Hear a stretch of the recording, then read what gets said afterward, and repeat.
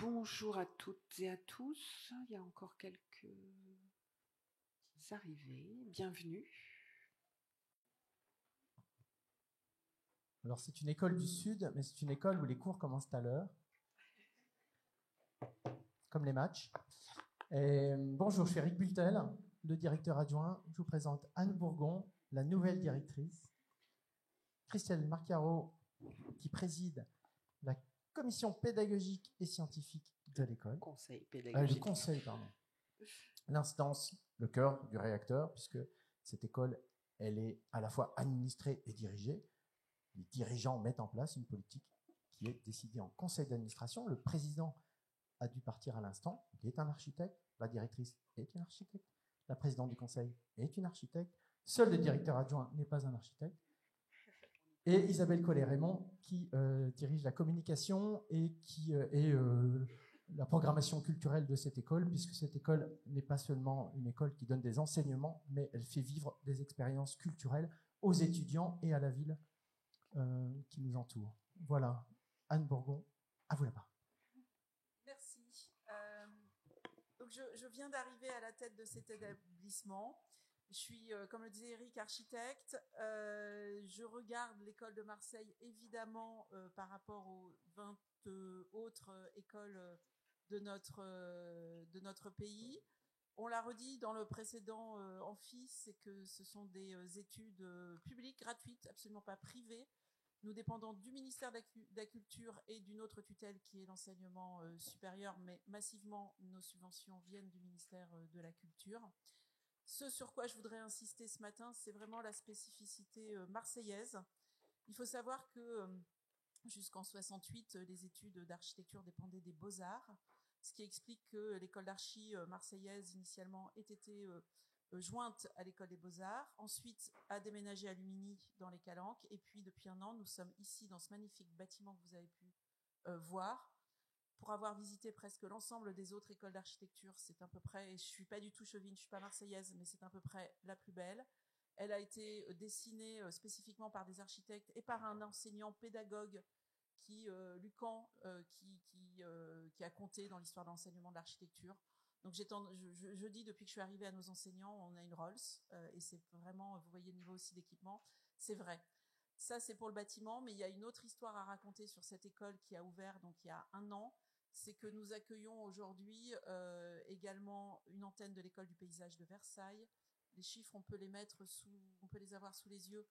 Donc ça, c'est pour l'ensemble de l'Institut méditerranéen de la ville et des territoires. Ce que je vous disais, nous accueillons des paysagistes au sein de ce bâtiment et nous accueillons des urbanistes, l'Institut d'urbanisme d'Aix-Marseille qui dépend de la faculté.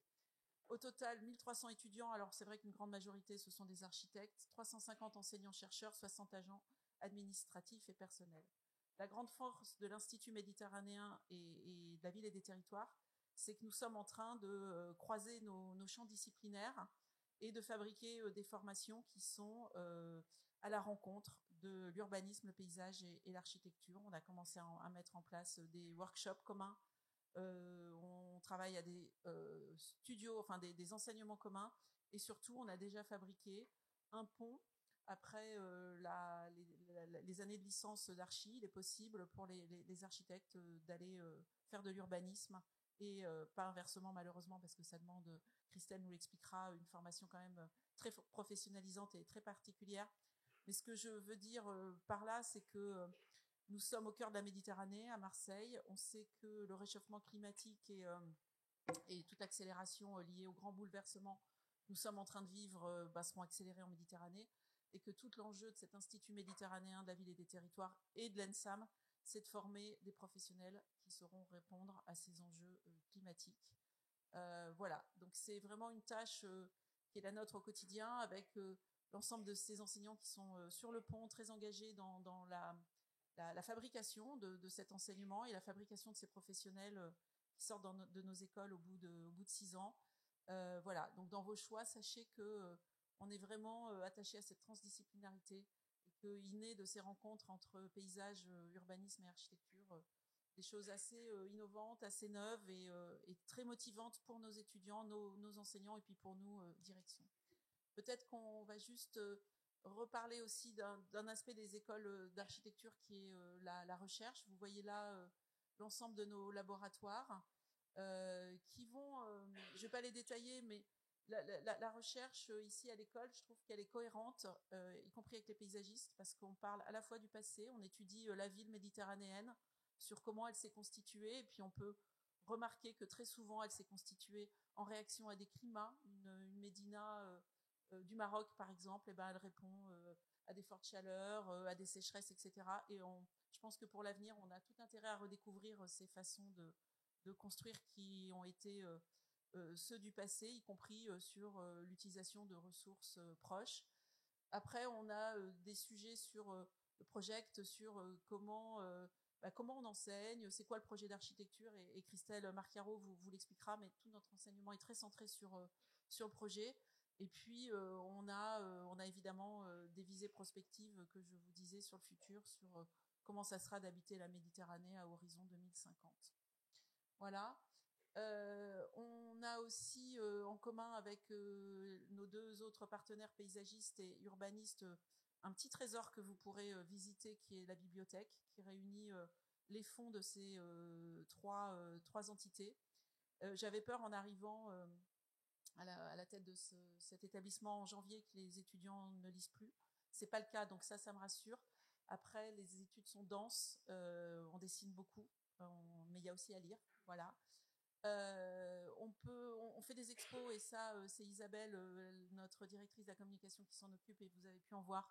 On participe de la valorisation de l'architecture vers la ville, vers des milieux qui sont curieux de ça, mais qui n'ont pas forcément accès à tous nos fonds et à toute notre culture. Et puis, on peut passer la diapo suivante. Ça, c'est aussi une spécificité de Marseille et qui a été développée ces dernières années, c'est qu'on tient beaucoup à mettre les étudiants en situation. Donc, vous verrez, il y a des intensifs, il y a des workshops où on met les étudiants dans des situations réelles de commande, qui sont passés par des petites villes rurales du Var, ou qui sont passés par la métropole de Marseille ou par la ville de Marseille, sur des sujets de notre actualité urbaine et architecturale. Ça peut être les zones commerciales, ça peut être des petites villes rurales. Et les étudiants sont mis en situation et apprennent beaucoup du terrain, et des maires qui vont leur faire des retours, des techniciens, d'autres architectes venus d'autres pays ou d'autres écoles. Et ça, c'est vraiment un des grands axes qui nous caractérise aussi. On peut passer à la suivante. Et voilà, et c'est ce que je vous disais en introduction. Donc, on est la seule... après, je vais repasser la main à Christelle. On est la seule école du quart sud-est, avec ces spécificités que je viens d'évoquer, et dans un réseau de 20 écoles qui ont tous un peu une spécificité. C'est quelque chose que vous pourrez regarder, la nôtre étant vraiment au croisement des trois disciplines. Je vais repasser la parole à Christelle pour la suite.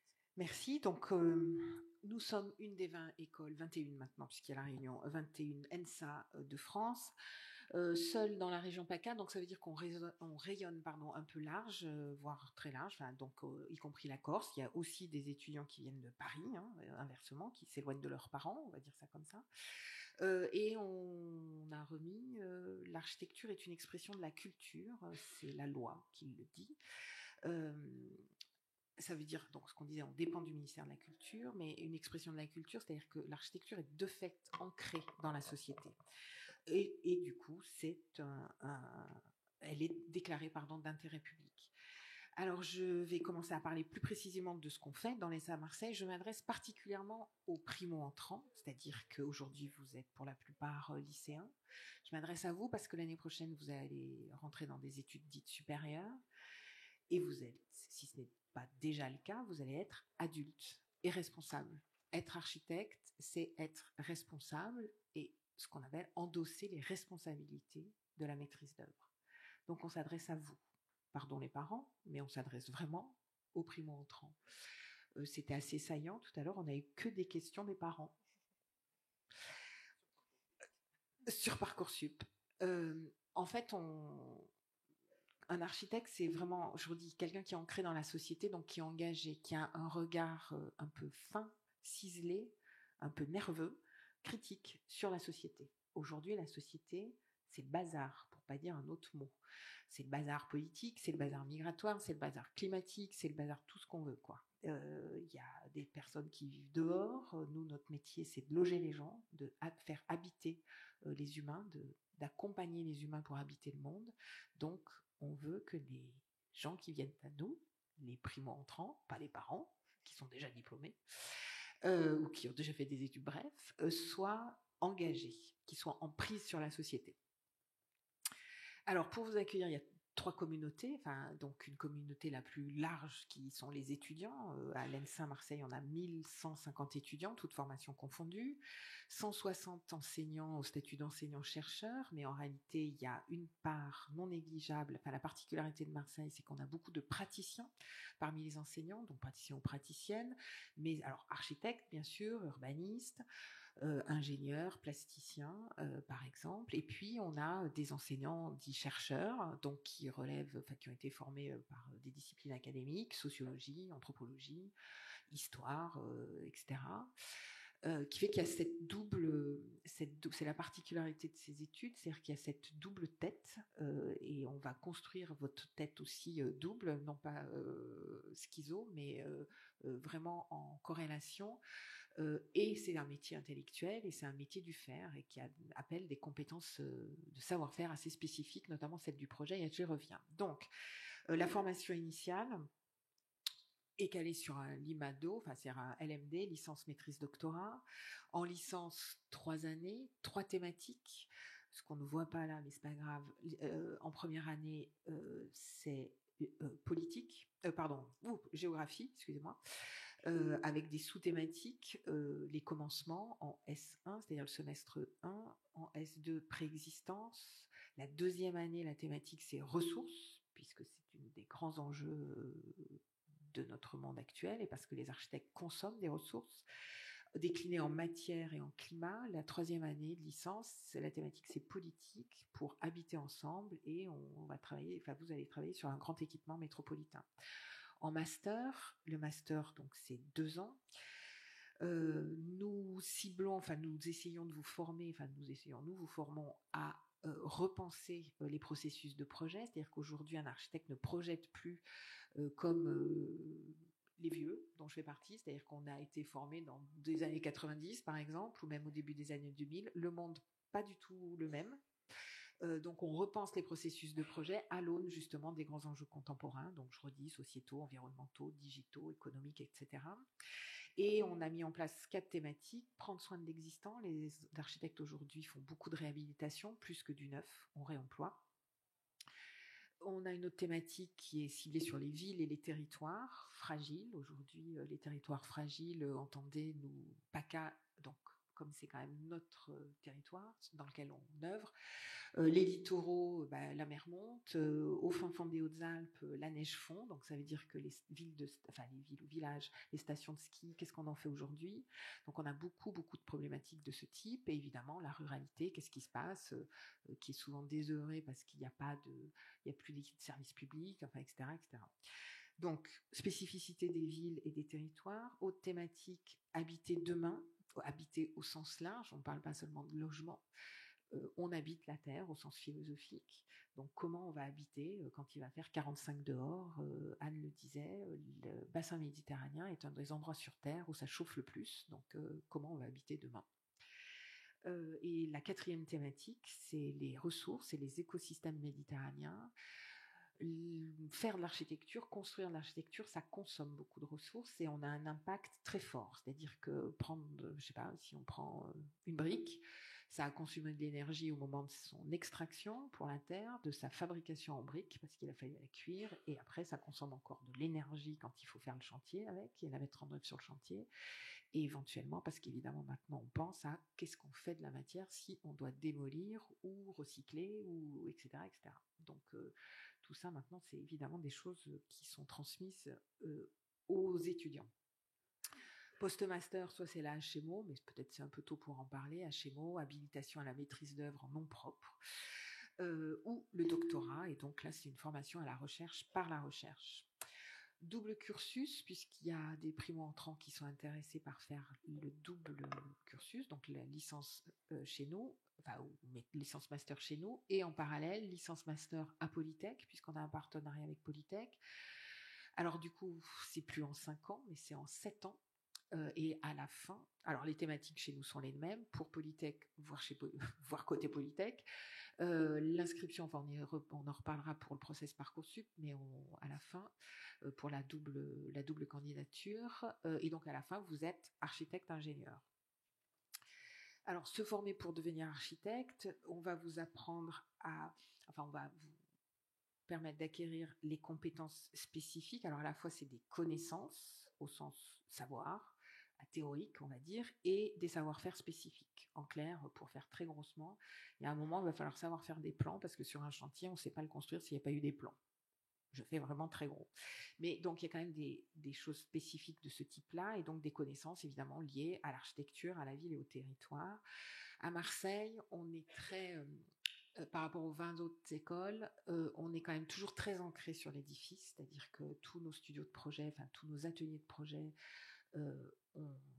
on est toujours centré sur l'édifice, c'est-à-dire qu'on apprend toujours à construire, c'est quoi un détail, etc.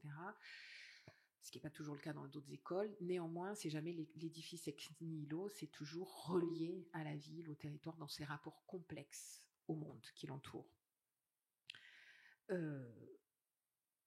C'est porté, le projet, par une pensée critique. Donc, je vous disais, on attend des étudiants un engagement, alors un engagement politique au sens citoyen, je redis, c'est comment vous prenez un fil du monde et comment vous le regardez et comment vous avez une forme de sensibilité, mais de perception de ce monde-là. Qu'est-ce que faire un bâtiment, même si vous le réhabilitez, il est en ville, vous vous adressez au monde, quoi. Vous ne vous adressez pas juste à votre client ou au maître d'ouvrage. Donc, vous allez apprendre à concevoir un projet architectural ou urbain. Et on va le voir après, c'est un enseignement dit pluridisciplinaire. Donc, par ailleurs, il n'y a pas qu'une seule façon d'être architecte, c'est-à-dire que ce n'est pas forcément de la maîtrise d'œuvre en nom propre, on va en reparler aussi.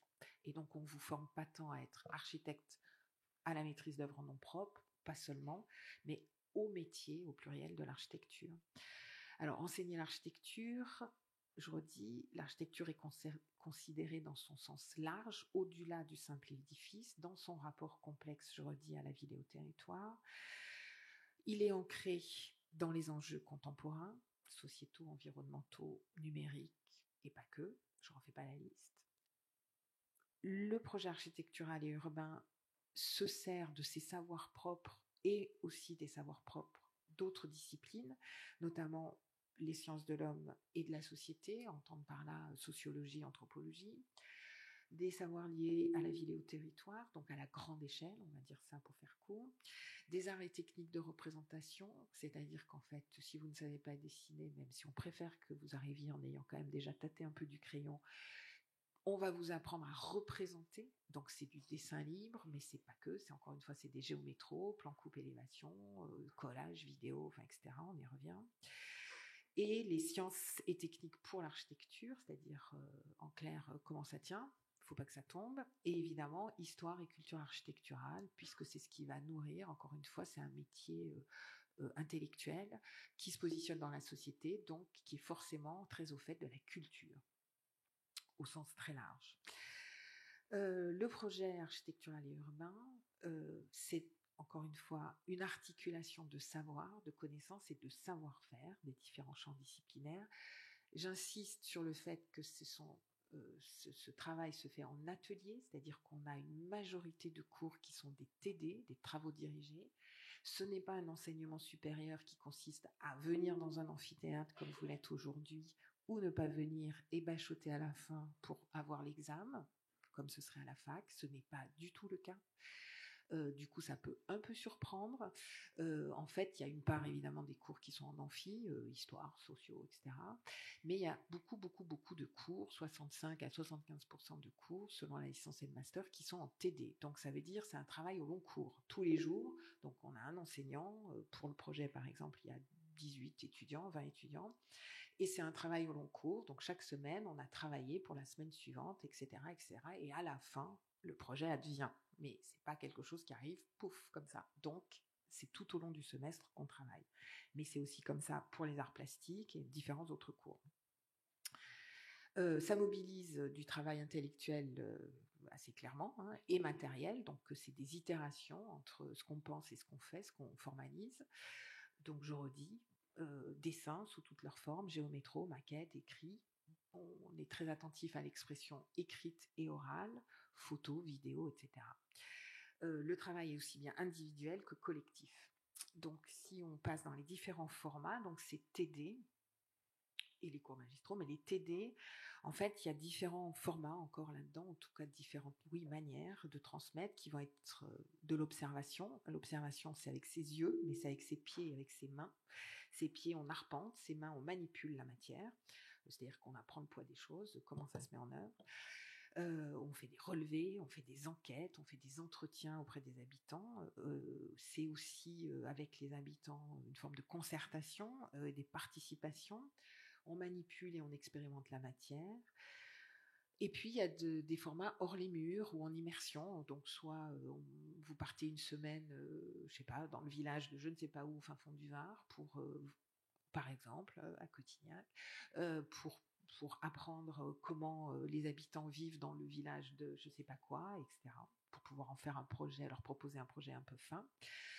Hors les murs, c'est aussi évidemment des visites. Donc les visites, ça peut être des visites de chantier, des visites de lieux d'extraction et de transformation de la matière, par exemple en carrière, parce qu'aujourd'hui, c'est important de savoir comment on extrait la matière, comment on la transforme pour pouvoir être un peu fin. Moins on la transforme, plus elle est écologique, ou en tout cas moins elle a d'impact. Et puis après, évidemment, il y a beaucoup de voyages, au moins un par année. Le voyage fait partie de la grande tradition des architectes. On apprend l'architecture en allant voir l'architecture, en allant se déplacer dans l'architecture, en voyant comment la lumière advient dans l'architecture, en voyant comment la matière vibre sous cette lumière, et en voyant tout simplement comment l'espace permet d'accueillir les activités humaines. De façon qualitative, bien sûr. Une semaine type de S1 pour semestre 1, donc quand vous allez arriver. On a une journée complète de projet, c'est la grosse colonne jaune. La journée précédente est off, mais consacrée justement à votre travail de projet, c'est-à-dire donc chaque semaine. La partie bleue, c'est toute la partie construction. Alors, construction et thermique, c'est-à-dire qu'on a les techniques, la discipline technique, c'est apprendre, c'est toute la partie ingé, mais encore une fois, et construc et thermique. En violet, c'est important en première année, tout ce qui est représentation. Donc, encore une fois, c'est à la fois de la représentation plastique et on va dire technique, c'est-à-dire les géométros, et puis tout ce qui est vert, vision du monde, donc toute la culture qui vous accompagne, donc de l'histoire, de la théorie, de la géographie, etc. Je te laisse la parole pour les coopérations internationales. Voilà, un petit mot pour vous présenter un petit peu l'ensemble des partenariats qu'on a établis avec d'autres universités, d'autres établissements un peu partout dans le monde et aussi en Europe et dans le bassin méditerranéen. Donc on a à peu près une 50aine de destinations où les étudiants peuvent partir sur un semestre, 2 semestres, en fonction voilà, de leurs envies, pour s'ouvrir aussi au monde, ça en fait partie. Donc on a une évolution un peu constante, en augmentation, pardon, une évolution importante des étudiants qui partent. On le voit, on en a eu 42 l'année dernière, dont 55 en Europe. Donc ces mobilités, elles sont accompagnées grandement par Erasmus, l'Europe, le ministère de la Culture et le Conseil régional. Donc une petite carte pour être très précis ici, donc vous voyez un peu les destinations. Je vous invite, si vous êtes intéressé sur ces questions-là, à aller voir en fait en atelier A402 le stand de relations internationales. Vous avez les équipes qui pourront vous en parler, qui pourront vous faire des retours, mais sachez que c'est quelque chose qui est très important dans l'école et qu'on essaye de développer le plus possible. Et un petit mot aussi, les relations internationales, c'est aussi des projets de coopération qu'on a dans le cadre des projets et de la pédagogie en fait. Donc 2 exemples ici, mais il y en a encore, enfin il y en a plein en fait, il y en a beaucoup. Là sur Afrique Architecture et Formation, où on a voilà un appui sur l'enseignement et de l'architecture en Afrique subsaharienne. Donc avec des montants importants aussi de financement côté Erasmus, et un projet qu'on aime particulièrement à l'école de Marseille, c'est ce projet Mélimed qui parle et qui essaye de travailler sur la résilience des territoires et notamment des territoires littoraux. Voilà, où il y a, ça fait maintenant 3 ans donc, de travaux que les étudiants participent à ce projet-là, avec des restitutions, des séminaires, des expositions, des conférences, etc., etc. Je vous redonne la parole. Alors là, on a des petits voilà, des exemples de projets, de rendus de projets. Je ne voulais pas commenter. Et sur la coopération, on a accueilli cette semaine des collègues du Togo et du Congo. Et on est en train de finaliser une candidature à Mélimed 3, c'est-à-dire que cette génération sera peut-être celle qui bénéficiera d'un montant et donc de projets un peu plus importants que ce que je vois sur ces territoires, sur les enjeux climatiques. Donc j'espère qu'on aura une réponse favorable et que vous en serez les grands bénéficiaires. On va peut-être poursuivre sur la profession d'architecte. On va passer Archifolie aussi rapidement. On va passer à la suivante. Vous voyez, vous allez aller vous promener, vous verrez, il y a une ambiance très particulière dans les écoles d'archi. Hein. C'est vraiment pas la fac. Ça veut pas dire qu'on travaille pas. Il y a beaucoup de convivialité, mais il y a aussi beaucoup d'exigences. On en reparlera. Oui, alors on va passer vite sur Archifolie. Chaque école a candidaté, a fabriqué une folie pour les JO qui ont été exposés au parc de la Villette à Paris, et notre école a participé évidemment sur la question de la voile. Vous allez visiter sûrement, mais vous verrez que la question de la maquette et même de l'expérimentation à échelle 1 des constructions conçues par les étudiants est quelque chose qui est au centre de l'enseignement. Donc, je disais en introduction qu'on a une très belle école, mais aussi très bien équipée. On a vraiment de quoi travailler, faire de la maquette. Christelle beaucoup travaille sur cette question de l'enseignement par la maquette, et vous verrez, je pense que vous serez assez interpellés par les maquettes qui sont en exposition au 4e étage. Ça permet de trouver l'échelle, ça permet d'explorer avec sa main, sa tête dans la matière, et c'est vraiment une partie importante de nos études. On peut passer à la suivante. Le métier d'architecte, quand on veut exercer, construire, réhabiliter un immeuble, on est soumis non seulement à l'obtention du diplôme, qui, une fois que le master est obtenu, passe par l'habilitation à la maîtrise d'œuvre, qui vous permet d'exercer en votre nom propre et d'être surtout inscrit à l'ordre des architectes et de bénéficier des assurances qui seront les vôtres comme professionnels. Après, on pousse largement à ce que les architectes soient présents à toutes les phases du projet. En général, un architecte qui exerce en son nom propre arrive quand un terrain a été choisi, un immeuble a été choisi pour être réhabilité, un programme est défini, un budget a été monté et que la commande est prête. Et moi, je suis persuadée, parce que c'est un peu mon parcours, qu'il est extrêmement utile que dans les mairies, chez les opérateurs, qu'ils soient sociaux ou privés, on ait besoin d'architectes qui réfléchissent un peu de façon systémique à ce qu'est la ville. Là, on est plutôt sur des questions d'études, de prospective, de conseil aux maires. Moi, je crois vraiment que les architectes sont là aussi pour conseiller les maires sur leur politique architecturale, urbaine et paysagère. Et puis ensuite, font des programmes. Il y a un métier qui s'appelle programmiste, où on définit quel est le meilleur terrain pour tel projet, quel est son enjeu, à quel coût on va construire, et puis surtout pour quels usages. Voilà, donc ça c'est le métier de programmiste. Et puis se développe aussi des missions de conseil, mais j'en ai parlé. Des questions liées au patrimoine, c'est un peu aussi mon parcours. Christelle le disait, c'est qu'aujourd'hui on va être amené à faire avec l'existant, à ménager plutôt qu'aménager, et donc il existe toute une filière sur le patrimoine qui vont de la préservation des monuments historiques à un patrimoine beaucoup plus modeste et rural et vernaculaire. Mais là, je pense qu'il y a des vrais marchés, il y a des vrais enjeux pour les architectes sur la formation au patrimoine. Ouais, il faut que je m'éloigne un peu de ça.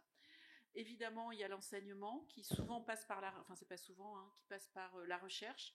une grande partie de nos enseignants sont docteurs et sont pour certains habilités à diriger des recherches. Et c'est aussi une des filières de notre métier, sachant qu'ici, on a 9 ou 10 doctorants en cours. Et puis un des derniers métiers, c'est la médiation.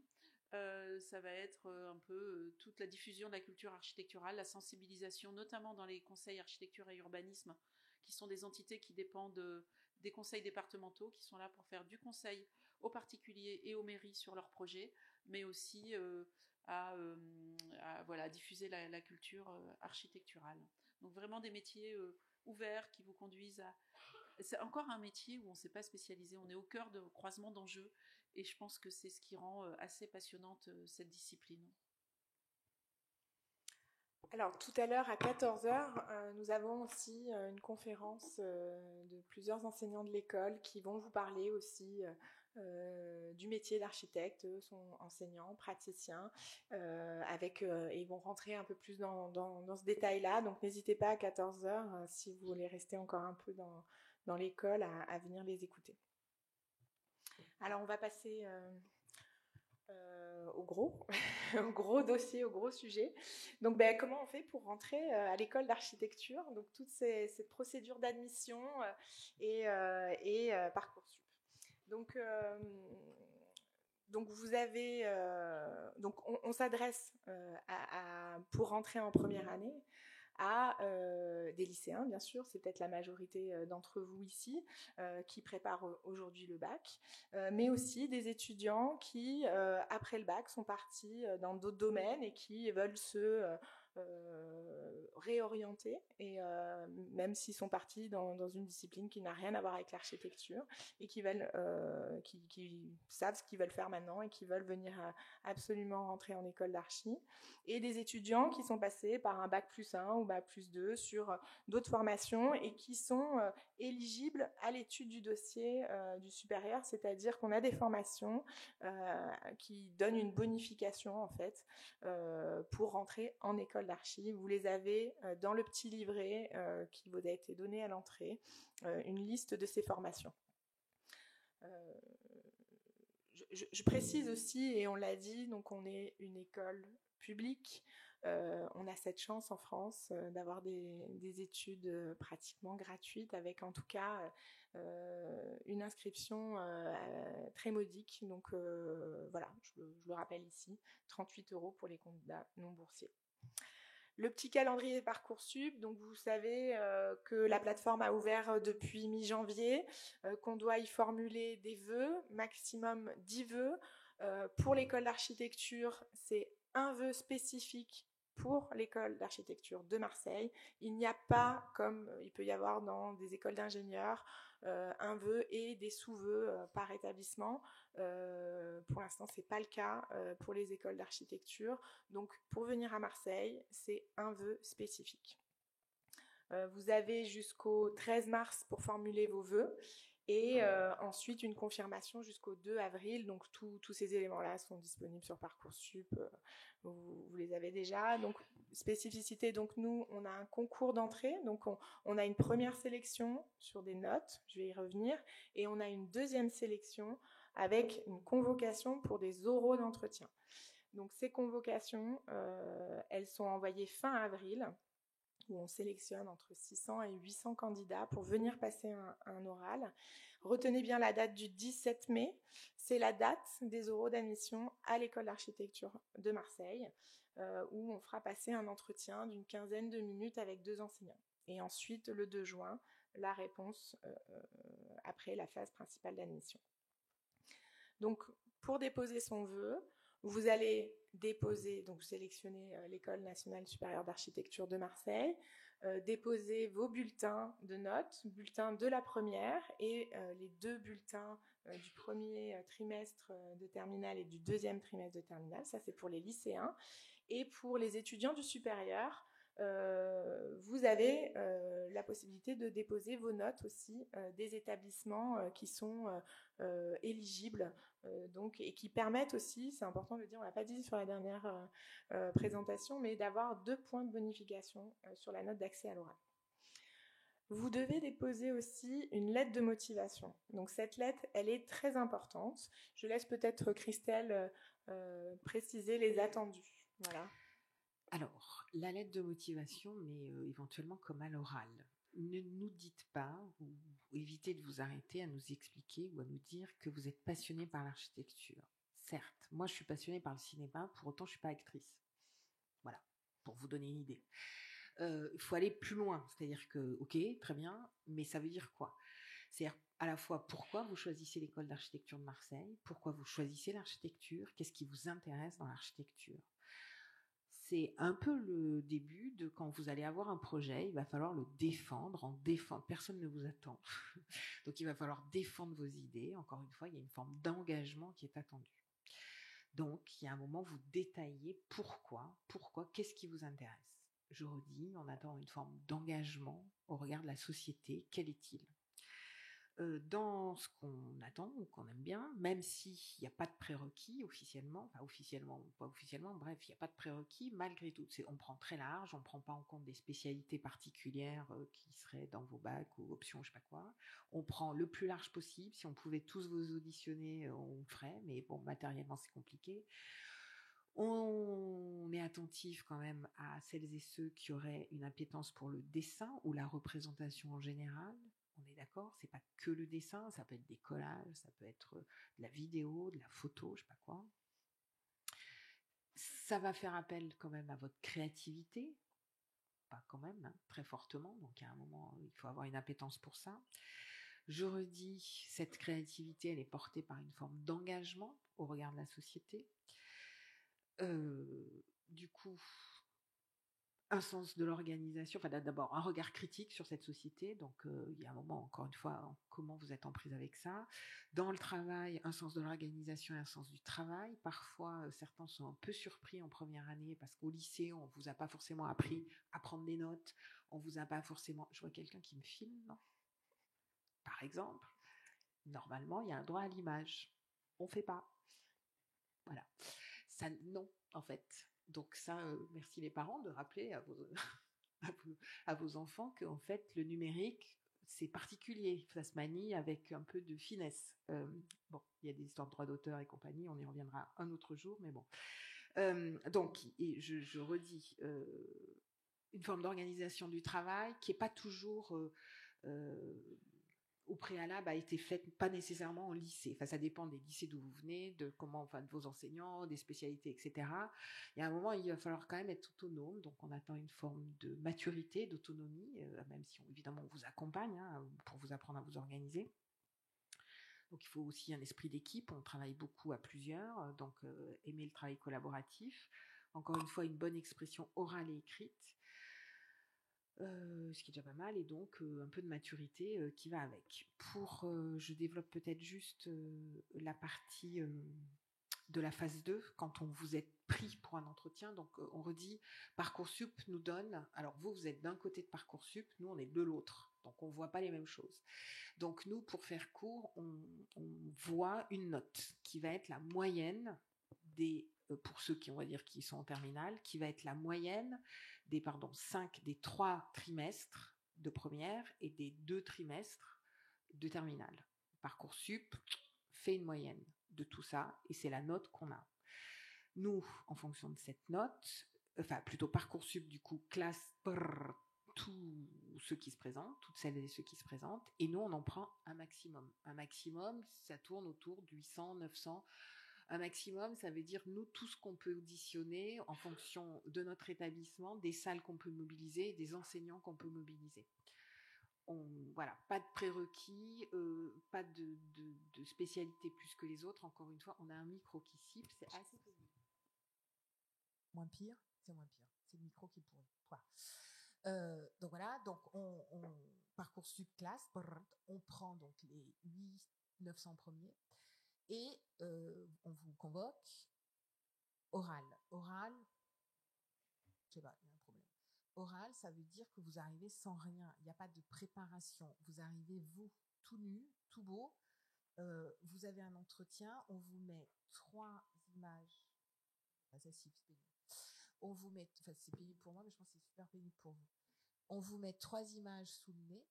Images qui ne demandent encore une fois pas de prérequis, donc c'est pas, on vous demande pas quel architecte a fait ceci, enfin c'est pas le jeu des 7 erreurs ou je sais pas quoi. 3 images qui peuvent éventuellement représenter de l'architecture, la ville, je sais pas quoi, bref. Et c'est une base pour l'entretien. C'est-à-dire que vous commencez par décrire. Alors il y a une question qui relève plutôt de la description de l'image. Qu'est-ce que vous voyez? Encore une fois, on attend un regard un peu fin, une acuité du regard. Qu'est-ce que vous voyez?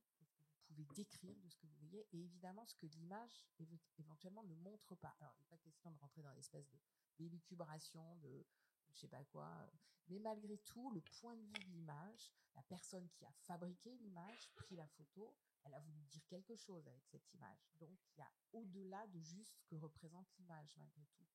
On essaie de faire dire éventuellement. Vous êtes auditionné par 2 enseignants. Il y a toujours un enseignant dit TPCAU. TPCAU, ça veut dire théorie et pratique de la conception architecturale et urbaine, c'est-à-dire que ce sont les enseignants de projet dont je fais partie. Il y en avait un autre tout à l'heure, il est parti, mais bon, il y en a dans les étages. Donc il y a toujours un enseignant de projet et un enseignant autres disciplines, sociaux, arts plastiques, histoire, etc. Cette base de discussion que sont les images, sur les 20 minutes d'entretien, après ça glisse sur pourquoi vous êtes là, pourquoi vous venez à nous, qu'est-ce qui vous intéresse, etc., etc. Pas de stress, même si on sait très bien qu'il y en a parmi vous, vous arrivez comme ça, donc on essaie de vous faire rigoler un petit peu, surtout pour vous décontracter, pour que vous puissiez nous dire autre chose que « bonjour ». Donc voilà, pas de stress, on n'est pas méchant. L'idée, c'est pas de vous flinguer avant de rentrer, ni même une fois que vous êtes là, c'est plutôt plus il y a d'architectes, plus on est content, en fait. Faut le voir comme ça, assez simplement. Donc voilà, éventuellement, on peut répondre à des questions si plus vous voulez savoir plus sur cet entretien, mais grosso modo, c'est ça. Et par contre, si quand même on met une note, on vous note. On fait pas trop dans la dentelle, on va se le dire, c'est-à-dire que ce qu'on veut, on vous met 20, qui vient s'ajouter à la note de Parcoursup.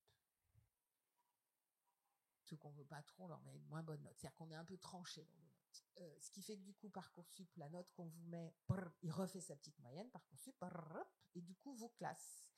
Et en général, nous, on arrive, donc évidemment, dans tous les gens à qui on a mis des notes et que Parcoursup nous donne, tout le monde ne choisit pas, à la fin, ne décide pas d'aller à Marseille, d'accord?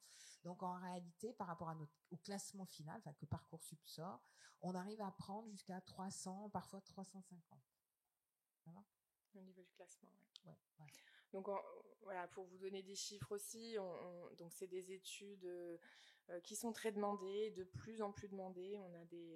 On a une attractivité qui est forte au niveau des écoles d'architecture, on s'en réjouit.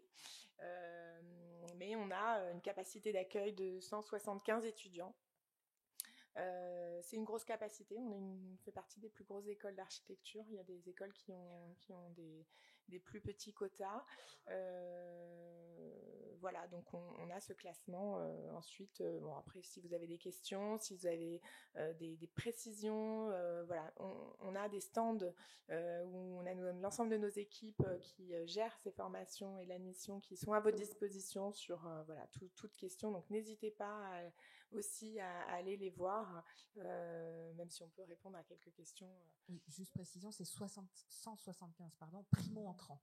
On fait des promos par contre de 200 cacahuètes si on a des redoublants, etc. Mais c'est-à-dire que ceux qui sont primo-entrants, qui arrivent du lycée, on en prend 175. Par contre, la promo de L1, elle est à 200 quelque chose.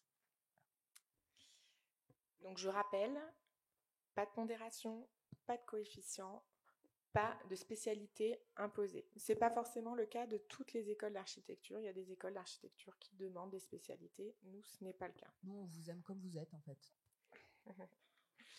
Je vais préciser les doubles cursus. Je sais que plusieurs d'entre vous sont intéressés par cette double formation qui permet de devenir donc architecte ingénieur, qui est assez demandée ensuite et qui a au niveau des débouchés. Donc Très important, il faut formuler un vœu à la fois à l'école d'architecture de Marseille et à la fois à Polytech Marseille. Une Polytech Marseille ne fonctionne pas comme l'école d'archi. Polytech a un concours commun, donc vous mettez Polytech et ensuite vous avez des sous-vœux, donc faites bien attention. Et ensuite, il faut réussir l'admission dans les 2 établissements pour pouvoir être en double cursus. Donc en fait, la sélection des 2 établissements reste la même.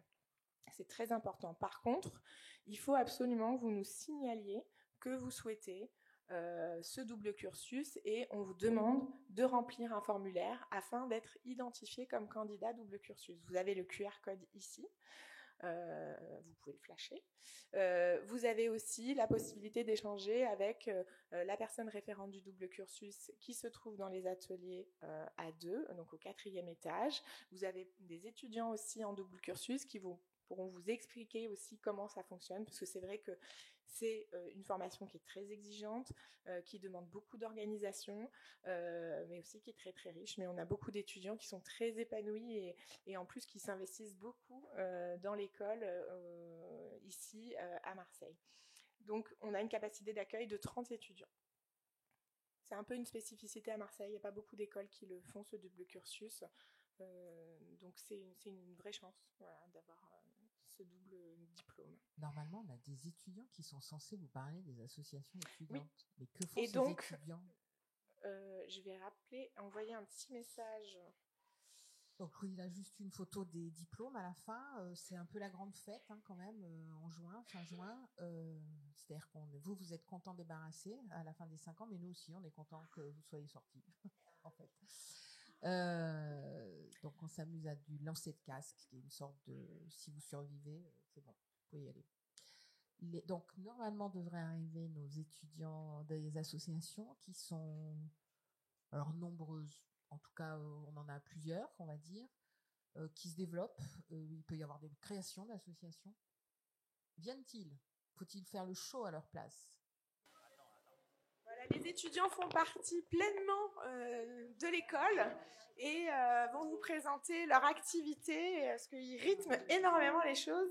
C'est une vraie richesse pour l'école. Donc je leur donne la parole. Bonjour à tous. Alors je me présente, Hugo. Je fais partie du BDS et ils sont tous là-bas. On a nos beaux pulls blancs. Alors je vais présenter un peu les assos. Le BDS, Bureau des sports. Nous on va faire, comme le nom l'indique, du sport et un peu la fête parce qu'il y a la 3e mi-temps au rugby quand même. C'est important. Et ce soir il y a le match de rugby aussi. Alors comme activité, on a le TAC, c'est une compétition sportive entre toutes les études de Marseille, toutes les facs et tout. Ensuite, on a aussi les archipiades, c'est nos Jeux olympiques à nous, architectes. On va dans une ville, là c'est à Mulhouse, dans le coin de la France. Et puis après, on va faire tout plein de sports. Voilà, on a du rugby, du foot, du hand, du volley. On est champion de volley des architectes, donc c'est plutôt cool. On a le sport mystère quand on est 2e. On n'a pas réussi à récupérer la 1re place. Et puis après, on a d'autres sports aussi. Il y a des étudiants qui ont fait des demandes pour faire de la course à pied.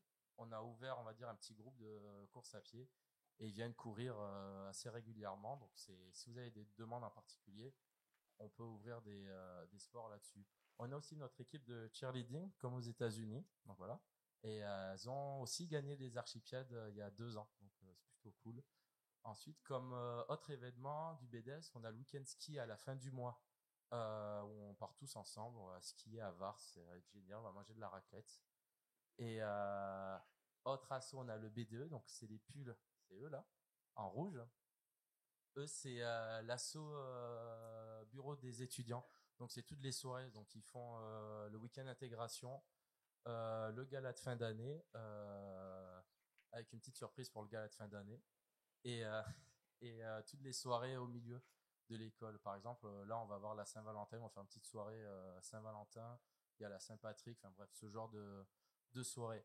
On a aussi le BDA, Bureau des Arts, donc eux, c'est tout ce qui est musique. Donc si vous faites de la guitare, la batterie ou autre instrument, je ne sais pas, allez les voir et vous allez faire de la musique avec eux.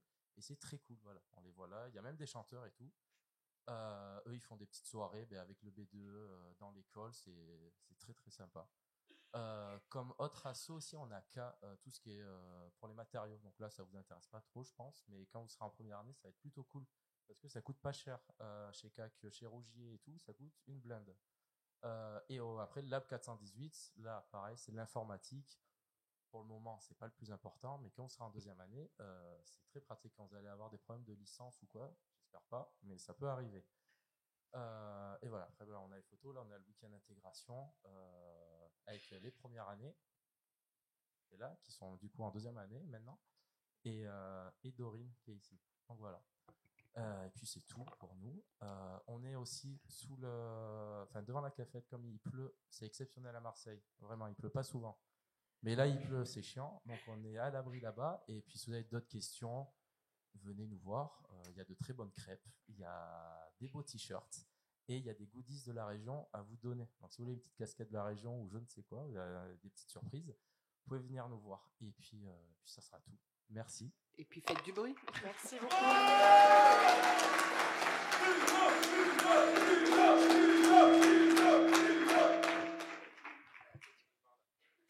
Il y a 2 autres associations qui sont Graines d'Archi, qui sont plutôt pour la diffusion de la culture architecturale. Graines d'Archi qui travaillent dans les écoles souvent, les lycées, collèges, maternelles ou primaires. Et puis l'ISAVIS qui est l'association des alumni, des anciens élèves, qui permettent d'accompagner les étudiants dans l'insertion professionnelle, qui font aussi des cycles de conférences. Voilà. Aussi, voilà, avec des jeunes agences. Voilà, donc n'hésitez pas, on est à votre disposition pour des questions. Essayez de lever la main si on ne vous voit pas, sinon. Mieux. Je suis pas au BD sport, moi. Allez-y. Je suis en réorientation, j'ai fait une licence de 3 ans, mais ma formation n'est pas éligible pour une équivalence. Enfin, c'était pas dans le milieu de l'art. C'est une formation avec du droit, la science politique, l'économie. Je voulais savoir s'il fallait que je renseigne mes notes du supérieur en tant que primo-entrant sur Parcoursup ou pas. Oui, alors puisque vous passez pas par une commission dite VAE, validation des acquis de l'expérience, parce qu'effectivement vous n'avez pas, c'est pas que vous n'avez pas les compétences, c'est-à-dire qu'en fait il n'y a pas, voilà, il y a pas des, bref, on l'a fait courte.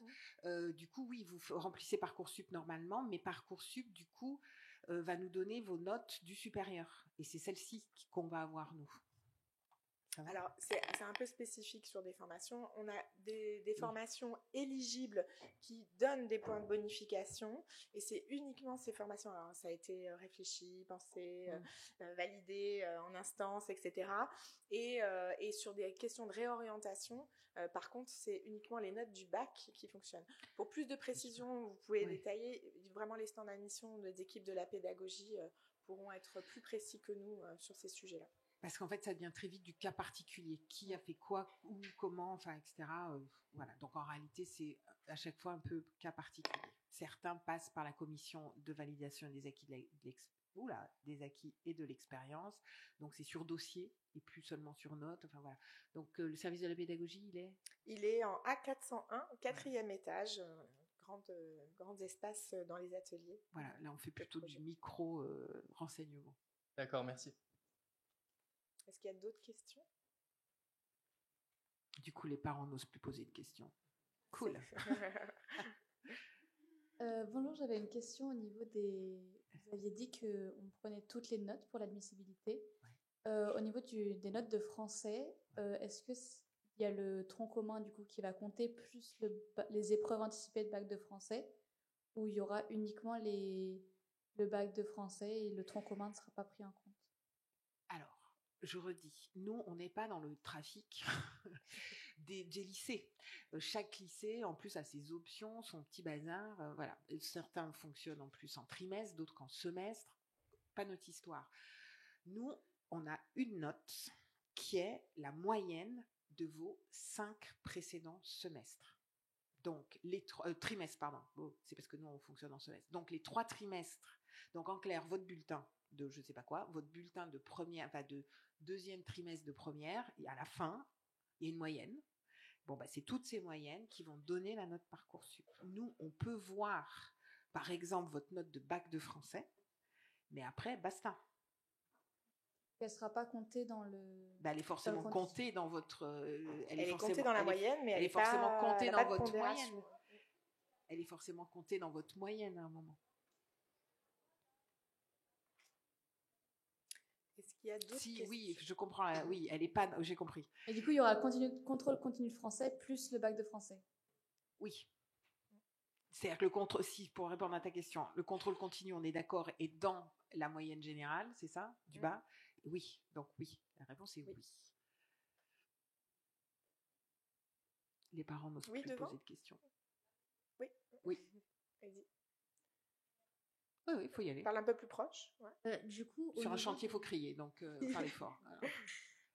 Au niveau des notes au bac, les résultats du bac, elles sont comptées ou pas? Le bac, vous ne l'avez pas passé, donc on vous donne les résultats avant le bac. Donc dur Alex.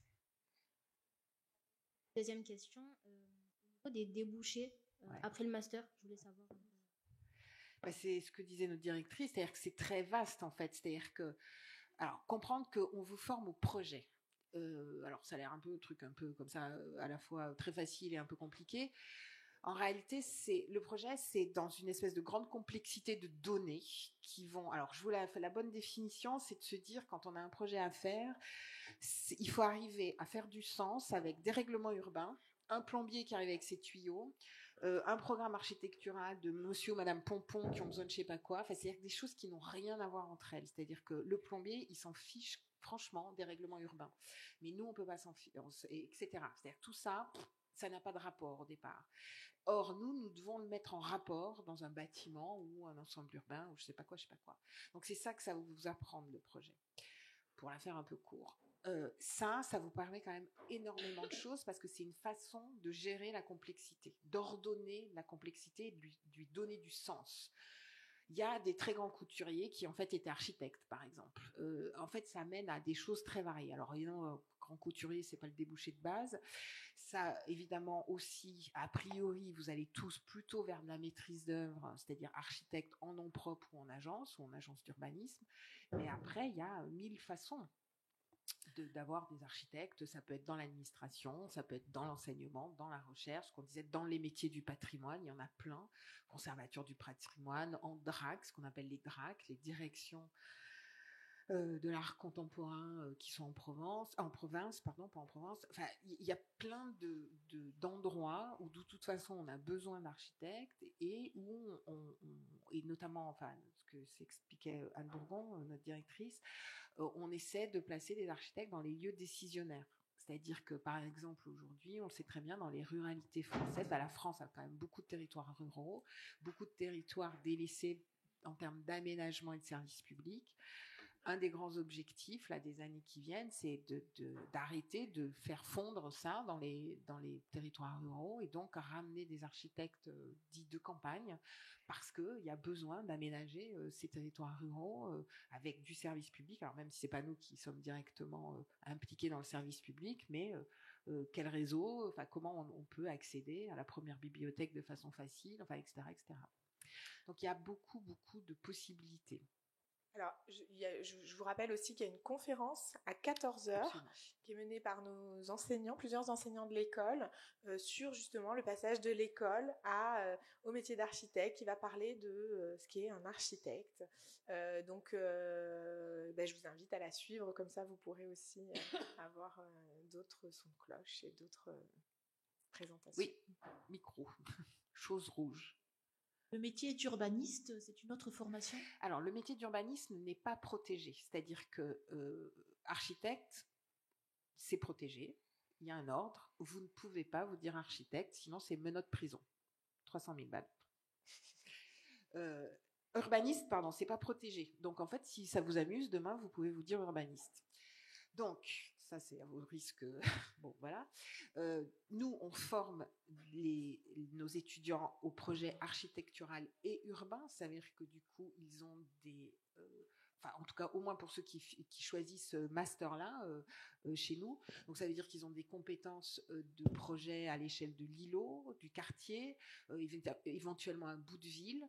On n'est pas dans le très grand territoire. On n'est pas non plus très fortement dans les politiques de la ville. Si on veut faire urbain, on peut très bien faire ici la licence archi, et après faire le master d'urbanisme dans nos petits collègues, là, puisque maintenant on est à l'IMBT, à l'Institut à l'Institut d'urbanisme et d'aménagement régional, ce qu'on appelle l'IUAR, qui est dans les mêmes locaux que nous aujourd'hui. Eux, ils ne font que le master, mais ça peut très bien être une licence chez nous, et le master chez eux. Ça dépend en fait ce qu'on entend par urbaniste. Urbaniste, soit il y a les gens qui planifient, qui sont dans le projet aussi, mais après ça peut être les politiques de la ville, l'économie de la ville, tout ce qui concerne les réseaux, c'est pas tout. Voilà, il y a plein de... Pareil, il y a aussi une diversité là-dedans. Donc nous, on est quand même vraiment dans la part projet. Après, les équipes de l'IUAR sont présents aussi pour les journées portes ouvertes. Si vous avez envie de les interroger sur les études d'urbanisme, il y a des enseignants, il y a des étudiants, ils présenteront vos travaux. Vous pourrez aussi comparer, voir la diversité et la différence en fait aussi des différentes formations. Ah, là-bas. Est-ce que vous avez la box? Oui. Si par exemple, dans la mention très bien au bac, et que dans la première phase d'admission, on n'est pas admis du coup, est-ce qu'en septembre, on peut rejoindre Non. Non, non, parce qu'en fait, toujours pareil, on en a classé, enfin, Parcoursup, on a classé un paquet, et point barre, en fait, c'est dans cette liste-là. Si par hasard, alors, choisir bien son plan B, au cas où le plan A, qui serait archi, ne fonctionne pas, bien choisir son plan B qui vous permet de revenir ou de on en a régulièrement des étudiants qui viennent, même parfois qui sont pris à l'oral et qui foirent l'oral, mais parce que trop ému, ou pas assez finalement de maturité, voilà, c'est comme ça. On peut rater son entrée là. Bien choisir le plan B parce que le plan B n'est pas forcément un ratage ou une voie de garage. Ça peut être l'année qui vous permet de re-rentrer, de retenter l'année suivante. On a beaucoup de primo-entrants qui en fait ont fait une année. Alors, qui en génie civil, qui en DMMAD, ça dépend des appétences de chacun, voilà. Alors là, j'insiste, c'est l'enseignante qui insiste. On ne l'a pas dit jusqu'ici, mais j'insiste. L'éducation nationale vous pourrit la tête. Je m'adresse aux lycéens. Vous pourrit la tête en vous expliquant ou en induisant le fait que de la maternelle à bac plus 5, ça va être d'une ligne, d'une traite, et qu'en plus, il faut courir pour la cup pour toujours les meilleures notes. J'insiste, c'est un mensonge, c'est-à-dire que très peu de gens font leur parcours d'une traite. Redoubler, c'est pas grave. Faire une année, là, pas être pris, c'est pas grave. Vous allez faire optimiser vos chances en allant génie civil, et ça vous servira pour faire des écoles d'archi, une rentrée d'école d'archi, et ça vous servira après. Vous allez faire un an de DNMAD, et ça vous servira après. Très peu de gens ont fait un cursus scolaire d'une traite. En tout cas, chez les architectes, je peux vous assurer qu'il n'y en a pas des masses. Ça jette un froid, mais c'est un grand mensonge général. Désolée. Voilà. On aime bien aussi les parcours qui ne sont pas trop lisses. Voilà, les parcours chaotiques, voilà. Bienvenue. Ça aussi, très bonne maturité. Ça apporte dans ce travail d'équipe, dans ces réflexions, toujours quelque chose de très riche. Plus vous avez vadrouillé, plus on est content. Alors, moi, je suis en deuxième année de BTS, d'un BTS éligible. Par exemple. Et du coup, est-ce que je postule en première année ou est-ce que je peux postuler en deuxième? Alors ça dépend, c'est quoi le BTS? Management économique de la construction. Première année. En fait, les rares arrivées directement en deuxième année, c'est par exemple quand on a fini un DMMAD et donc validé un DMMAD de design d'espace, par exemple. C'est-à-dire qu'en clair, on a fait une licence ou l'équivalent de licence d'un DMMAD espace, qui du coup a déjà permis d'acquérir des compétences spatiales, d'aménagement de l'espace, un peu de matériaux, etc. Et là, on rentre seulement en deuxième année. Il n'y a pas d'équivalence licence-licence. Pourquoi? Par exemple, parce que quand on fait un DMMAD espace, on n'a quand même pas du tout de résistance des matériaux. Enfin, toute la partie, on va dire, un peu technico-technique, y en a, mais c'est pas tout à fait la même, on va dire. Donc voilà. Par exemple. Oui. Oui, voilà. Bonjour. Juste savoir par rapport, donc, il y avait donc les notations, après donc la possibilité d'admission à l'oral, et je voulais savoir s'il y avait un critère quand même de préférence géographique. Un élève qui... On s'en fiche parce que nous, on est même plutôt content. Enfin non, on s'en fiche complètement. Aussi bien les spécialités, on s'en fiche. On vous aime tous. Quand je dis on vous aime tous comme vous êtes, c'est un peu ça. Après, on n'est pas idiots. On a aussi des enfants, pas plus ou moins les mêmes âges. On sait très bien qu'il y en a qui viennent Strasbourg pour justement un peu s'éloigner de leurs parents. On va pas se mentir. Donc le choix des écoles que vous allez faire, parce que bon, on a 20 écoles d'architecture en France, vous avez 10 vœux. Donc c'est le choix que vous allez faire de proximité aussi de votre lieu ou d'éloignement qui va faire que vous choisirez une école plus proche ou pas. Il n'y a pas de critères géographiques, c'est un concours national. Voilà. Ça se motive, c'est-à-dire que moi, je vous dis, on a eu des étudiants on en a qui viennent de Paris, aussi bizarrement que ça puisse être, au sens où, même si on ne parle pas de foot, hein, tout simplement parce que voilà, ils veulent s'éloigner de leurs parents, parce que la capitale c'est bien, mais ils veulent voir Marseille qui est plus rugueux ou différent, on va dire. Non, les choses se motivent en fait, assez simplement, hein, assez simplement. Enfin, ça argumente. Oui. Merci. Je vous en prie. Alors, il y a une question au fond, là. Oui, j'ai vu, mais il faut que le monsieur ait une sorte de box. Ah, vous voyez, c'est sympa de le lancer. Hein. Ouais, merci. On a envie de jouer. Bonjour. Ma question portait sur les langues vivantes, parce que vous avez parlé du voyage qui est à peu près systématique chaque année, et des échanges dans le cadre d'Erasmus. Mais l'offre en langue vivante telle qu'elle apparaît sur la brochure, ça semble se limiter à l'anglais et l'espagnol. Alors, les langues, c'est un grand... non, alors, oui, ça se limite à l'anglais et l'espagnol ou pas. Enfin, c'est-à-dire qu'en fait, on a en interne des enseignants de langue et après, on a aussi des plateformes qui sont liées à Aix-Marseille Université, où en fait, on peut choisir plus de langues. Après, c'est aussi très lié au fait que pour avoir un diplôme d'architecte, pour valider son diplôme à la fin, il faut avoir validé un certain niveau. Alors, j'avoue que là, il y a un peu des choses un peu étranges. Un coup, c'est le TOEIC, un coup, c'est le TOEFL, un coup, c'est le B, machin. Enfin, ça dépend un peu des années. C'est pas nous qui décidons de ça. Hein, c'est au-dessus de nous, les ministères, etc. Il faut avoir validé un certain niveau.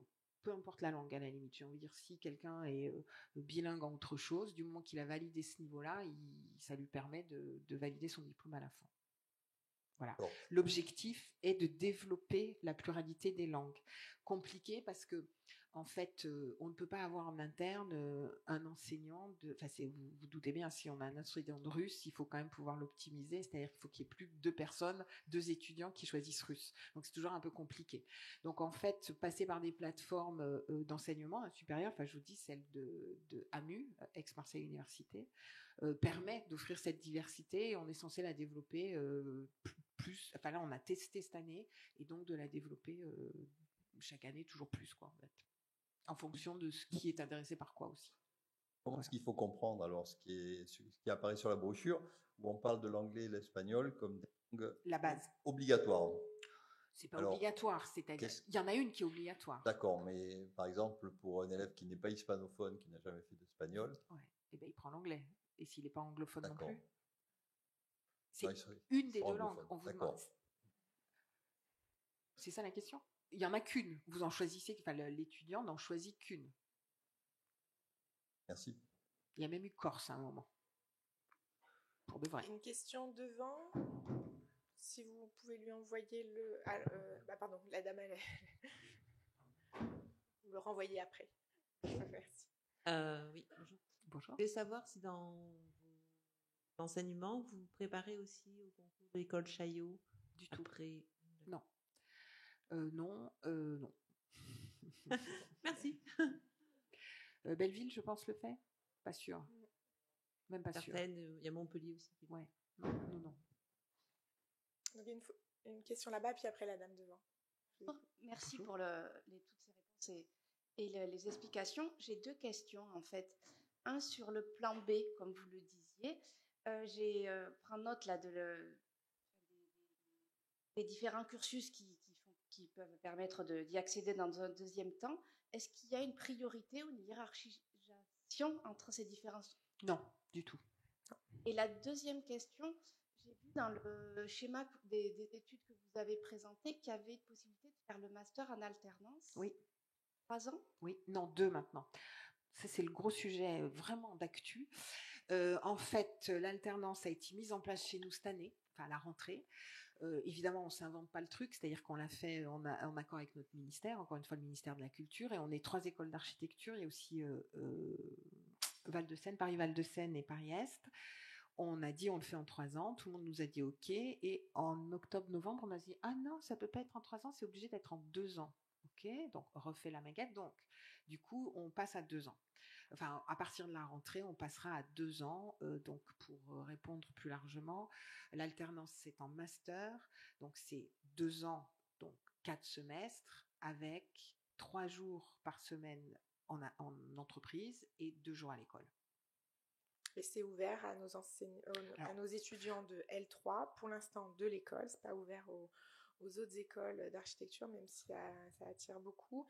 Et on a une petite promo de 20, à peu près entre 15 et 20 étudiants en alternance. Chaque année. Et donc, pour l'instant, c'est ouvert aux étudiants de l'école. À terme, plus. Mais en fait, là, c'est la première année, donc il faut quand même qu'on ait un peu de background sur la question. Et après, les structures d'accueil peuvent être à la fois des agences d'architecture, mais peuvent être des CAUE, on en a parlé, ça peut être la métropole, ça peut être des établissements, c'est assez large. On a noué pas mal de partenariats qui permettent, avec des partenaires qui nous sont proches en tout cas, de trouver facilement aussi des structures d'accueil. Avec obligation dans la structure d'accueil qui est un architecte. C'est-à-dire qu'à l'école, l'alternant est encadré par un enseignant architecte et dans la structure où il est, l'entreprise où il y a forcément un architecte. Enfin, ou une, évidemment. Autre question, tout le monde est affamé. Oui, devant la dame. Ah, pardon. Moi, je veux juste savoir s'il y avait une liste d'attente et si en septembre, il y a des démissions ou des gens qui changent d'avis. Non, on le sait très vite parce qu'en fait, avec Parcoursup, il faut valider les vœux. Donc, je ne sais plus, là, c'est début juin, bam, bam, bam, tadam, tout le monde sait. Et je ne sais plus, il y a une semaine ou quelques jours pour répondre, ou 15 jours, enfin max, qui fait que du coup, et c'est là où Parcoursup, pour le coup, est utile, parce que c'est parfois utile.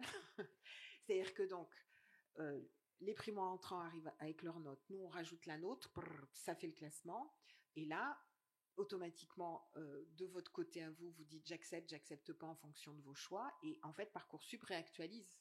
Et donc, c'est là où je vous disais, nous, en fait, en juin, on sait, mais vous aussi, parce qu'en fait, on a pris souvent au 300, au 350e. S'il y a des abandons à la rentrée, ça n'arrive pas. Dès la rentrée, non. On peut avoir des abandons en cours de route, mais après, de toute façon, ça fait rien, on rentre pas en cours de route, quoi. Dans les questions qu'on a eues tout à l'heure. Alors notez bien aussi la date du 17 mai. Si vous postulez je ne sais plus si je l'ai dit, mais si vous postulez dans d'autres écoles, ça peut être la même date. On a des calendriers de Parcoursup qui sont assez restreints. On essaye de se coordonner avec les écoles d'architecture en proximité, mais voilà. Donc, ça peut être compliqué. Et on ne fait pas d'admission en visio. Par contre, on peut proposer des horaires aménagés pour essayer de faire 2 € dans la même journée. Mais c'est un peu compliqué. Enfin, je sais qu'il y a beaucoup de stress autour de ça et voilà, faites attention. Oui, c'était pour savoir finalement dans la suite de l'admissibilité, les 600 à 800 candidats, c'était quoi la moyenne l'année dernière, la plus basse que vous avez? Enfin, c'était où le cut-off? Non, mais c'est ça. En fait, non, on a 2000 candidats qui sont mais intéressés. Vous sélectionnez 600? On en fait, c'est ça. En fait, en réalité, c'est en fonction, très bêtement, en fonction des salles qu'on peut mobiliser et des enseignants qu'on peut mobiliser sur toute une journée d'audition. On attaque à 8h30 et on finit à 19h, parfois 19h30. Bam, bam, bam, bam, bam, voilà. Oui, non, c'était sur les notes. Sur les notes, oui. L'année dernière. Alors, je sais que ça peut varier d'une année à l'autre. Alors, évidemment, ça varie d'une année à l'autre.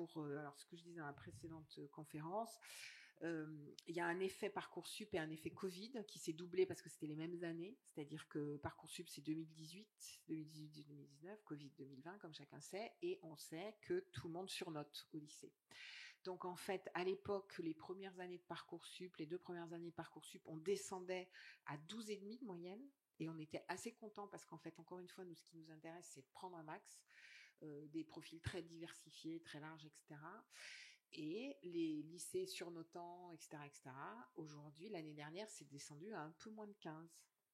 Donc, il faut se méfier. C'est-à-dire que les écoles d'architecture, c'est l'aspect pervers, en fait, de Parcoursup. Enfin, il y a 2 aspects très pervers pour nous, de notre côté.